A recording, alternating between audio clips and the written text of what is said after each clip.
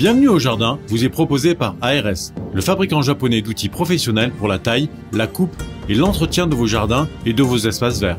Vous avez besoin d'un avis, d'un conseil? Consultez-nous sur notre site www.ars-france.fr.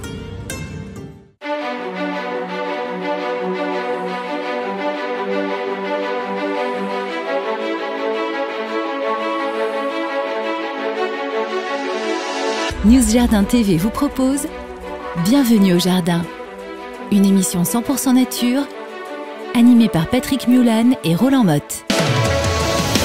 Donc pour nous, les jardiniers, ça sera le jour du Perce-Neige.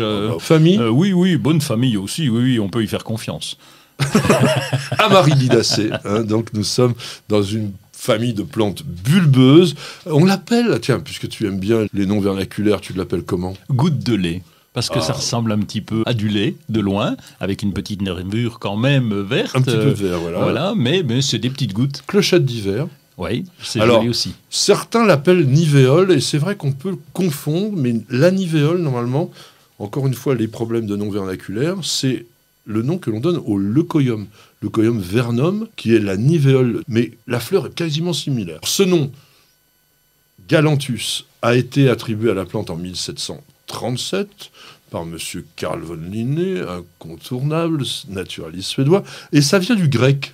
Gala, le lait, et anthos, la fleur. Eh oui, Galanthus, la fleur de lait, et tu avais bien raison de dire la goutte de lait, pourquoi pas. Et donc, aujourd'hui, dans la nomenclature internationale, il y a 21 espèces de Galanthus, et il y a pas mal aussi de cultivars de Galanthus. Si vous voulez en voir énormément, il y a un jardin, un magnifique jardin, qu'il faut aller visiter en ce moment. Ça s'appelle le Vastérival.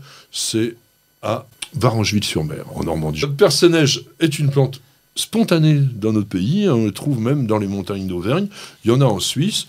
Et c'est vraiment une forme très précoce. Perce-neige, ça veut dire quoi? Ouais, ça perce la neige, et c'est d'ailleurs joli quand tu le vois dans la neige, percé dans la neige, ça c'est superbe. T'en as dans le jardin? Oh, j'en ai mis un petit peu, mais bon, on n'a plus de neige, donc c'est dommage, il perce plus la neige.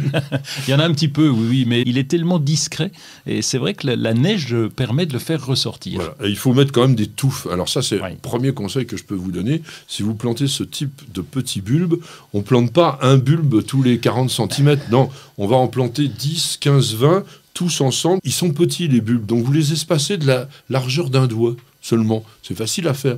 Et à ce moment-là, vous allez avoir une jolie touffe. Et si, par miracle, même dans le pôle Nord de Roland, il n'y a pas de neige, mais qu'il y en ait un tout petit peu, et bien dans ces cas-là, vous en profiterez parce qu'il va fleurir en ce moment. Alors, il y a quand même une légende que je voulais vous raconter qui veut que le perce-neige ait jailli de l'endroit où s'était posé un ange descendu du ciel pour consoler Ève de la désolation de l'hiver. La pauvre a trouvé ça terrible parce qu'elle avait été chassée du paradis. C'était après le coup de la pomme. Le paradis, c'était formidable. Le jardin d'Éden, c'était l'abondance, etc.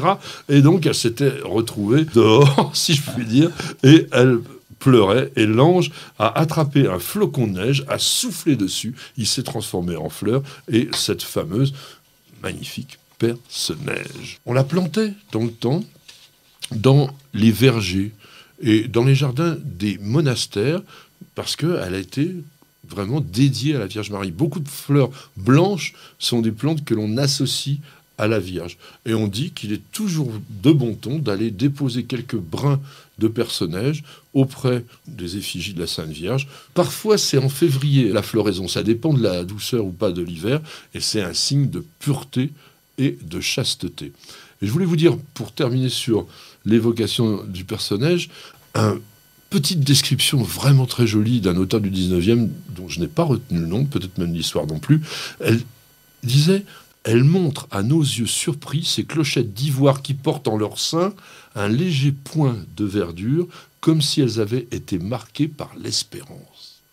Le petit point, le vert de l'espérance, et c'est exactement ce que vous disait Roland tout à l'heure. Et c'est une chance aussi d'avoir un jardin. On vous dit à la semaine prochaine et bienvenue au jardin.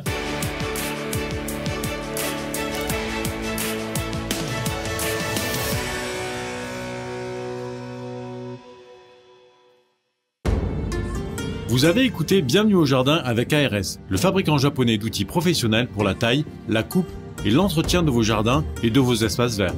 Vous avez besoin d'un avis, d'un conseil? consultez-nous sur notre site www.ars-france.fr. Vous aimez nos vidéos, vous regardez régulièrement nos émissions Découverte Jardin et Jardiner, ça fait du bien. Alors n'oubliez pas de vous abonner, il suffit de cliquer sur la cloche et vous serez mis au courant régulièrement de toutes nos publications et ceci est totalement gratuit. Et puis nous avons également un site internet dans lequel il y a énormément d'informations, alors www.newsjardintv.com, c'est la bonne adresse.